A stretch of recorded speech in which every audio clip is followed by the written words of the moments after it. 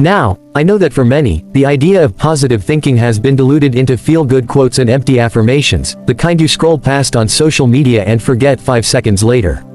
But today, I ask you, no, I invite you, to look at positive thinking not as a trend, but as a transformative force.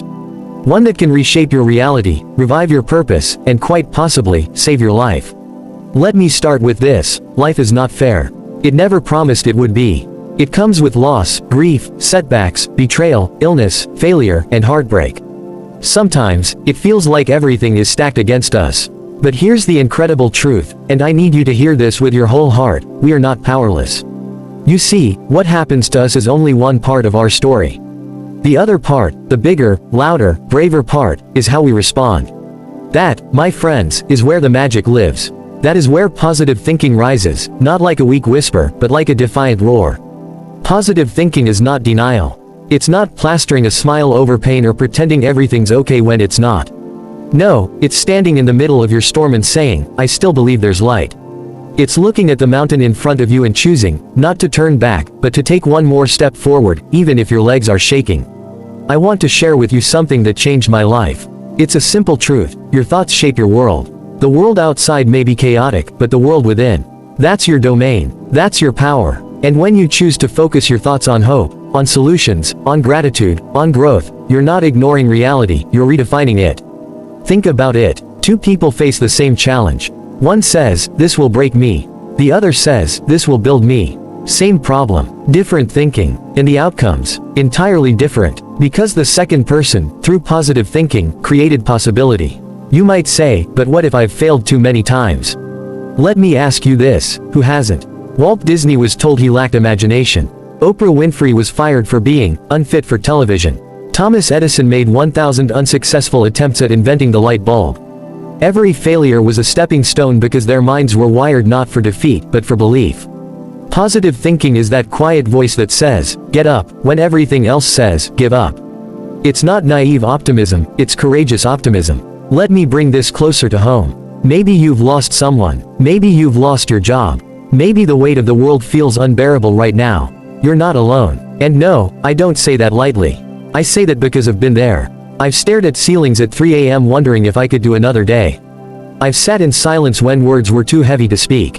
And yet, somehow, I made it through. Not because life suddenly got easier, but because I started asking different questions. Instead of, why me? I asked, what now? Instead of, what did I lose? I asked, what can I learn? Instead of, how can I escape?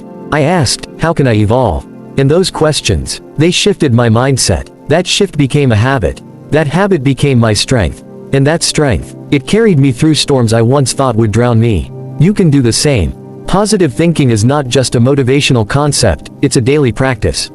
It's about the small decisions you make moment by moment. When you wake up, do you dread the day or do you thank life for another chance?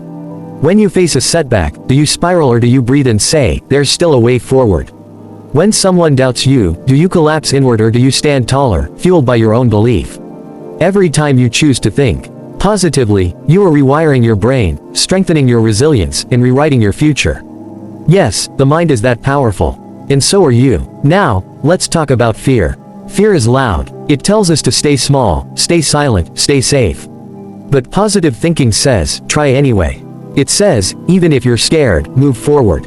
It says, growth and fear often hold hands.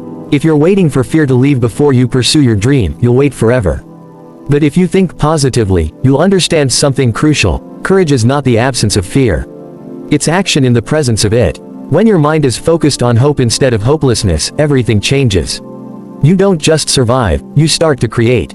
You don't just react, you begin to design your life. Let me challenge you right now to ask yourself, what would my life look like if I focused more on what's possible? How would I speak to myself if I actually believed I was worthy? What new chapter could begin if I stopped replaying old pain and started imagining new hope? You see, positive thinking is a seed. And if you plant it, even in the hardest soil, even when everything looks barren, with time, water, patience, and light, it will grow. You are not broken. You are not behind. You are not too late.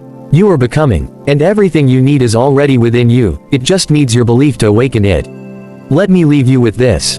You will face darkness. You will face disappointment. But within you, there is a fire. Maybe it's a flicker right now, but it's there.